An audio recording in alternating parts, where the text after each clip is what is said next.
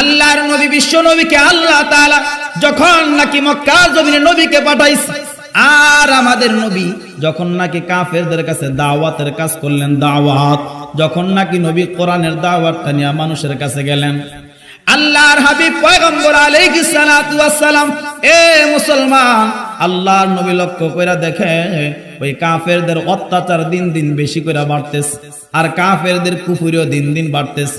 এমত অবস্থায় আমাদের নবী যে অত্যন্ত কষ্ট পেয়ে গেছে, এমত অবস্থায় আমাদের নবী অত্যন্ত ব্যথিত হয়ে গেছে, মর্মাহত হয়ে গেছে।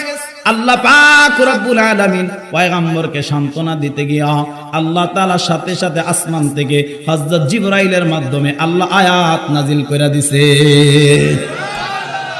আল্লাহ পাক রব্বুল আলামিন বলে, ও পয়গম্বর শুনেন, উতলু মা উহিয়া ইলাইকা মিনাল কিতাব। এ নবী ভালো কইরা শুনেন, ভালো কইরা শুনেন, আপনার উপর অবতীর্ণ কিতাব, আপনার উপর নাজিলকৃত কিতাব, আপনার উপর অবতীর্ণ কোরআনটা আপনি তিলাওয়াত করুন।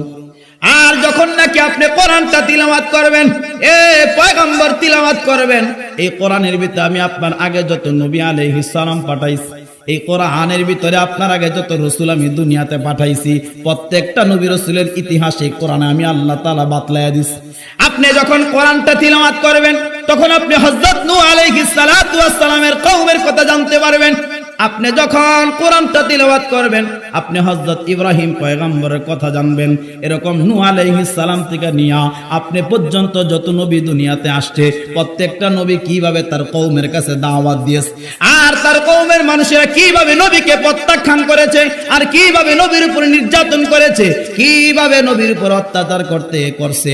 ও পয়গম্বর, আপনি তিলাওয়াত করুন, আপনি জানবার পারবেন, জানতে পারবেন।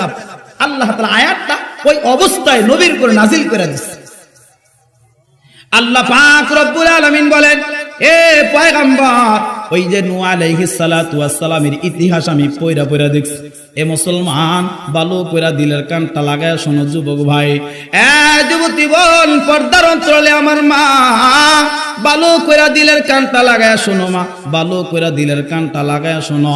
নূহ আলাইহিস সালাতু ওয়াস সালাম 1 বছর 2 বছর করতে করতে আল্লাহর পয়গম্বর হযরত নূহ আলাইহিস সালাম তার কওমের কাছে 950 বছর দাওয়াত দিয়েছে। এই মিয়া, আপনি আর আমি কয় বছর দাওয়াত দিছি? আপনি আর আমি কয়টা দিন আমার ভাইয়ের কাছে দাওয়াত পৌঁছাইলাম?